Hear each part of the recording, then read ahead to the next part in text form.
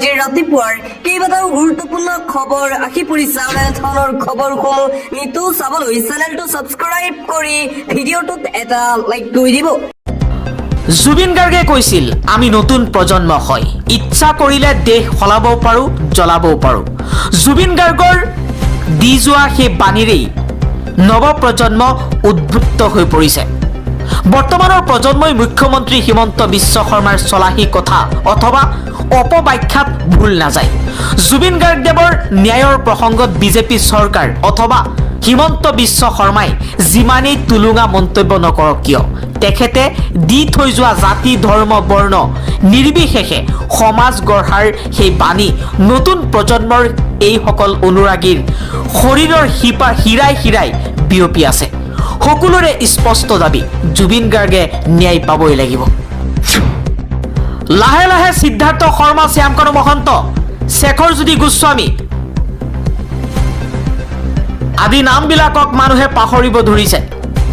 এতিয়া সেইসকলৰ আলোচনা নহয়, এতিয়া আলোচনা হৈছে বীৰ লাচিত সেনা, লুৰিণজ্যোতি গগৈ, গৌৰৱ গগৈ, অখিল গগৈ আৰু ৰবি শৰ্মা। অপ্ৰিয় হলেও এয়াই সত্য বুলি মন্তব্য কৰিছে কংগ্ৰেছে। ৩১ অক্টোবৰ আৰু ১ নৱেম্বৰত ৰাজ্যত হ'ব ধাৰাসাৰ বৰষুণ। মন্থা ঘূৰ্ণীবতাহৰ প্ৰভাৱত পৰিব অসম আৰু উত্তৰ পূৰ্বাঞ্চলত প্ৰবল বৃষ্টিপাতৰ আগজাননী বতৰ বিজ্ঞান কেন্দ্ৰৰ। মন্থাৰ প্ৰভাৱৰ বাবে অসমত অৰেঞ্জ এলাৰ্ট জাৰি কৰিছে বতৰ বিজ্ঞান বিভাগে। বহিৰাষ্ট্ৰত ভাৰতীয় মূলৰ ব্যৱসায়ীক গুলীয়াই হত্যা। কানাডাত গুলীয়াই হত্যা কৰা হৈছে পঞ্জাৱৰ ব্যৱসায়ী দৰ্শন সিং চাহাজীক। পাৰ্কিং লটত অপেক্ষা কৰি থকা দুৰ্বৃত্তই নাতি দূৰত্বৰ পৰা গুলীয়াই হত্যা কৰিছে পঞ্জাৱৰ ব্যৱসায়ীজনক। শেখৰজ্যোতি গোস্বামী আৰু অমৃতপ্ৰভা মহন্তকো 14 দিনৰ ন্যায়িক জিম্মালৈ প্ৰেৰণ। বাক্সা কাৰাগাৰত থকা আন 5জনকৈ অভিযুক্তৰ দৰেই ভাৰ্চুৱেলি আদালতত হাজিৰ কৰোৱা হৈছে দুয়োগৰাকী অভিযুক্তক। সম্প্ৰীতি হাফলঙৰ কাৰাগাৰত বন্দী হৈ আছে শেখৰজ্যোতি গোস্বামী আৰু অমৃতপ্ৰভা মহন্ত। আজীৱন জেল হ'ব, মৃত্যুদণ্ড হ'ব শ্যামকানু আৰু সিদ্ধাৰ্থৰ।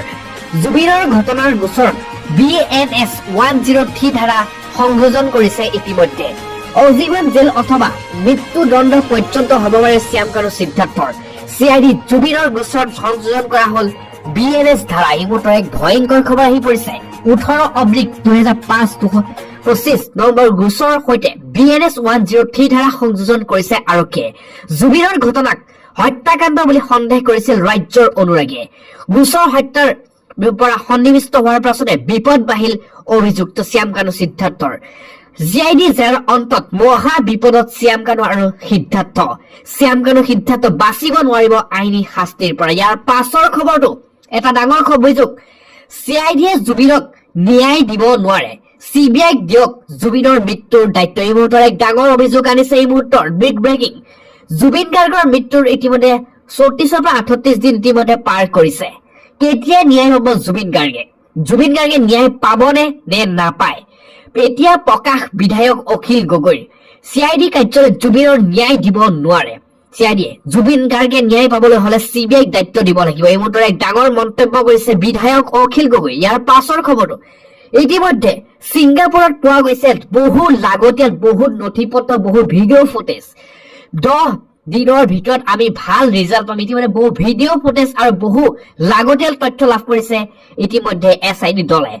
আমি আমাৰ লাগতিয়াল সকলো তথ্য পাইছো বুলি ইতিমধ্যে সংবাদ মাধ্যমৰ আগত কৈছে। জুবিন গাৰ্গৰ থকা হোটেলৰ CCTV ভিডিঅ' ফুটেজ ইতিমধ্যে আৰক্ষীক বিচৰা হৈছে, ছিংগাপুৰ আৰক্ষীক। শীঘ্ৰে আমাক তদন্তৰ ক্ষেত্ৰত প্ৰয়োজনীয় সকলো তথ্য প্ৰদান কৰিব আৰক্ষীয়ে।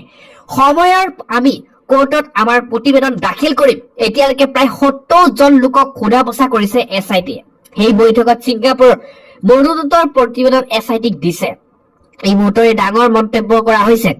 ইয়াৰ পাছৰ খবৰটো প্ৰতিটো পৰিয়ালক মাহে 3000 পৰা 2500 টকা, প্ৰতিটো পৰিয়ালক এটা চাকৰি, বিনামূলীয়া বিদ্যুৎ, বিনামূলীয়া যাত্ৰা সেৱা, বাছ সেৱা সকলো দিব।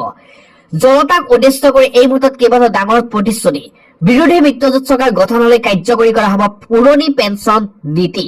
সুনিশ্চিত কৰা হ'ব সকলো সংখ্যালঘু জনগোষ্ঠীৰ সংবিধানৰ অধিকাৰ প্ৰতিটো পৰিয়ালক বিনামূলীয়াকৈ দিয়া হ'ব 200 ইউনিটকৈ বিদ্যুৎ ৰেহাই দিয়া হ'ব প্ৰতিযোগিতামূলক পৰীক্ষাৰ প্ৰবৰ্ত পৰীক্ষাৰ মাচুল বিধৱা জ্যেষ্ঠ নাগৰিকে প্ৰতিমাহে লাভ কৰিব 1500 টকাকৈ পেঞ্চন মাহিলী 3000 টকাকৈ লাভ কৰিব বিশেষভাৱে সক্ষম ব্যক্তিসকলে মাহিলী 3000 টকা প্ৰদান কৰিব বিৰোধী মিত্ৰজোঁট চৰকাৰ গঠনৰ পিছতে স্থগিত ৰখা হ'ব ৱাকফ সংশোধনী বিধেয়ক লগতে প্ৰতিজন ব্যক্তিয়ে দিয়া হ'ব 25 লাখ টকাৰ বিনামূলীয়া স্বাস্থ্য যোগান সেৱা প্ৰতিটো পৰিয়ালৰ এজন সদস্যই চৰকাৰী চাকৰি আদিবলৈ বিশেষ আইন এই মুহূৰ্তৰ ডাঙৰ খবৰ এই মৰ্যাদা দি জীৱিকা বাইদেউসকলক মাহে 30,000কৈ দৰমহা প্ৰদান কৰা হ'ব আৰু মাই বেন নামৰ যোজনা অধীনত মহিলাসকলক প্ৰতিমাহে এতিয়া আত্মসহায়ক গোটৰ মহিলাসকলক 2500 টকাকৈ প্ৰতিমাহে প্ৰদান কৰিব এতিয়া